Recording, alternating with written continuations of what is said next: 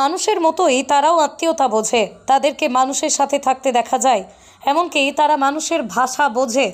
আজ গোঘাটের হাজিপুর একটি হনুমান অসুস্থ হয়ে পাড়ায় বাকি হনুমানদের তাকে সাহায্যের জন্য জোট বেঁধে এক জায়গায় একত্রিত হয়। মানুষের মতোই নিজের প্রাণ ভিক্ষা করে সাইকেলে আরোহের কাছে সাহায্যের কাতর আবেদন করে হনুমানটি।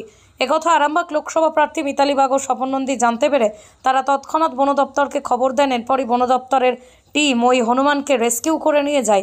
হনুমানটিকে অবজারভেশনে রেখে তাকে স্বাভাবিক জীবনে ফিরিয়ে দেওয়ার কথা জানান রেঞ্জার অফিসার আশরাফুল বাবু। কি বললেন অন্যান্যরা শুনুন আপনিও। আপনাদের কাছে সবিনয় অনুরোধ, ঝড় বৃষ্টির সময় কোনো পশু পাখি আপনার বাড়িতে আশ্রয় চাইলে তাকে তাড়িয়ে দেবেন না। তারা খুব অসহায় হয়ে আপনার বাড়ির কাছে সাহায্য চাই, ওই সময় তাদের দিকে সাহায্যের হাত বাড়িয়ে দিন। আপনারা দেখছেন খবর আরামবাগ, যে কথা কেউ বলে না, আপনার পাশে, আপনার সাথে।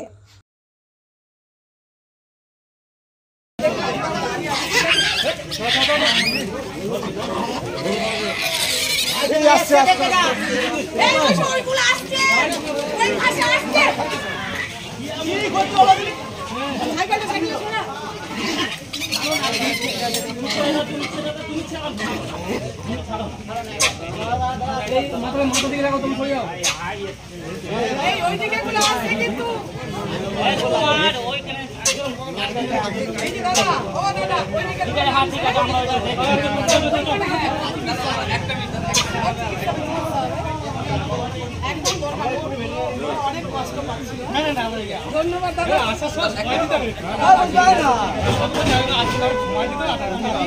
অনেক তাড়াতাড়ি এসেছেন, এই জন্য ধন্যবাদ, অনেক অনেক ধন্যবাদ। আই দেখেছেন ওই ওপর দিকে ওপরে এগুলো আছে কিন্তু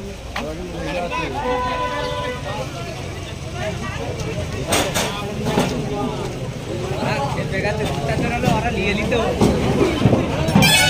অনেক কাছ থেকে নেওয়ার জন্য রেডি করতে পারে।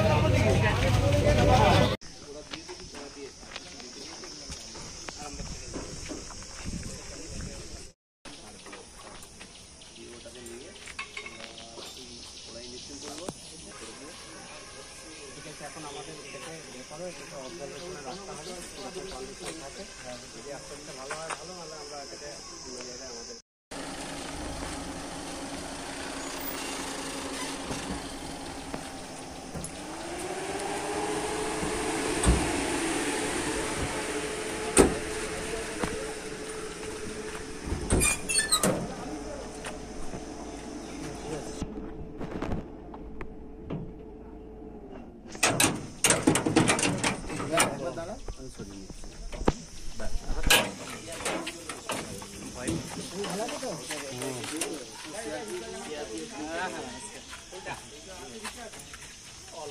সেলিব্রিটি হয়েছে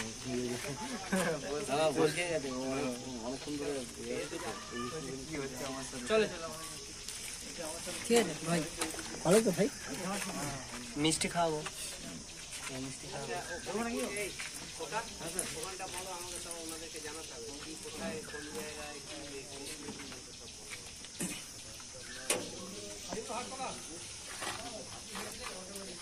পাওয়া গেছে। আজকে আমাদের কাছে সকালবেলায় খবর আসে যে হাজিপুর হাটতলার কাছাকাছি একটা হনুমান উন্ডেড অবস্থায় পড়ে আছে। খবর পাওয়া মাত্রই আমাদের এখান থেকে ওয়াইল্ড লাইফ রেস্কিউ টিম তারা সেখানে পৌঁছায়, হনুমানটাকে উদ্ধার করা হয়। উদ্ধার করার পর গোঘাটে যে বিএলডিও আছে সেই বিএলডিওর ওখানে নিয়ে গিয়ে ওটাকে ট্রিটমেন্ট করানো হয়েছে। ট্রিটমেন্ট করিয়ে এখন ওটাকে আমাদের এখানে চাঁদুর ফরেস্টে আনা হয়েছে, অবজারভেশনে রাখা আছে। আচ্ছা, পথ অবরোধের যে হনুমান পথ অবরোধ করেছিল এটা খবর পাওয়া গেল যখন আমাদের কাছে খবরটা আসে শুনেছিলাম যে পথ অবরোধ। অ্যাকচুয়ালি কী হয়, ওরা তো একটা গ্রুপে থাকে, যে কোনো ওদের মধ্যে যে কোনো সঙ্গীর সাথেই যখন অসুস্থ হয় তখন বাকিরা সেটাকে করে থাকে, তাকে তুলে নিয়ে যাওয়ার জন্য। তুলে নিয়ে যেতে পারে না, তখন মনে হয় আমাদের হয়তো ওরা তো অনেকগুলো সংখ্যায় থাকে, তখন মনে হয় পথ অবরোধ করেছে। অ্যাকচুয়ালি তা নয়, তারাও তাদের সাথীর কাছেই থাকার চেষ্টা করে। তো আমাদের টিম যখন পৌঁছায় তখন বাকি হনুমান তারা সেখান থেকে চলে গেছে। ও একাই উন্ডেড অবস্থায় ছিল। এখানে কি ট্রিটমেন্ট চলবে? আপাতত আমরা বিএলডিওর কাছ থেকে ট্রিটমেন্ট করিয়ে নিয়ে আসা হয়েছে। তারা কিছু ওষুধপত্র, হ্যাঁ গোঘাটে ওষুধপত্র লিখেছে, আমরা সেই ওষুধপত্রগুলো যেভাবে ডাক্তার ওখানকার ভেটেরিনারি সার্জন যেভাবে বলেছে আমরা সেভাবে ওকে ট্রিটমেন্ট করাবো। যদি আস্তে আস্তে সুস্থ হয়ে যায় তাহলে আমরা তার স্বাভাবিক বাসস্থানে ফিরিয়ে দেবো। আর যদি দেখা যায় যে এখানে রেখে আমরা ট্রিটমেন্ট করাতে পারছি না, অবস্থার অবনতি হচ্ছে, তাহলে আমরা এদেরকে আরও ভালো ট্রিটমেন্টের জন্য আমরা করতে পারি। স্যার ছাড়া সুস্থ হয়ে গেলে কি ছাড়া এখান থেকে হবে না আবার ওই এলাকায় নিয়ে যেতে হবে? না, এরকম নয়, আমরা কোনো ফাঁকা এলাকায় ওকে ছেড়ে দিই। এখন ওর তো গ্রুপ বেরিয়ে গেছে, হ্যাঁ, তাহলে স্বাভাবিকভাবে অন্য গ্রুপের মধ্যে যদি তাকে দিই তাহলে মারপিট লেগে যাবে বা তাতে করে আরও অসুস্থ হয়ে যাওয়ার ব্যাপার থাকে। তো আমরা ঠিক সেফ পজিশনে আমরা কোথাও ঠিক আমাদের জঙ্গলে হোক এখানেও আমরা ছেড়ে দেবো। আপনার পরিচয়? আমি Ashraful Islam, range officer, Arambagh range.